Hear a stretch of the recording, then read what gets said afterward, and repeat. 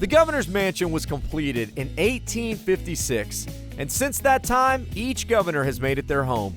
From our 5th governor, Elisha Peace, all the way to our 48th governor, Greg Abbott. Well, Governor, hey, thank you so much. Cheers. For letting us crash your crib. Our pleasure.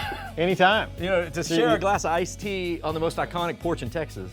And what's cool is this is not an unusual visit. People like you and the general public get to come here and visit anytime. One of the things we like best about this, and my wife loves, is opening up these doors to visitors across the state, across the world. They want to come in here and see the Alamo and things like that, you know, all the imagery that goes back all the way to the time of Sam Houston. The governor, his wife Cecilia, his daughter Audrey, and their 2 golden retrievers, Peaches and Pancake, exude Texas hospitality.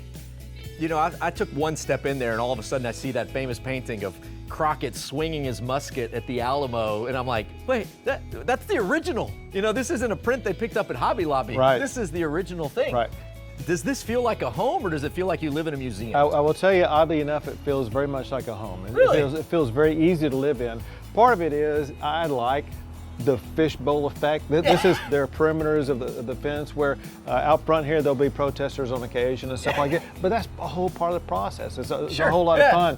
Staying in the home where Sam Houston slept, do you ever feel like he's kind of like walking around here in his bathrobe or something as a ghost? Well, I don't feel the ghost, but I do feel the weight of the history and the importance of it. And so he's a daily reminder of the magnitude of what we must live up to. The Sam Houston bed is one of the most prominent artifacts in the house, where 2 of his children were born during his term in office. And then there's Austin's traveling desk in the library. You know, we almost lost this building in 2008 when it was set on fire by arson. Fortunately, we didn't lose any of the artifacts as they were being kept in storage for an ongoing renovation. And among the items on display is a memento left by each governor who's lived in the home. Here's Erica Herndon with Friends of the Governor's Mansion.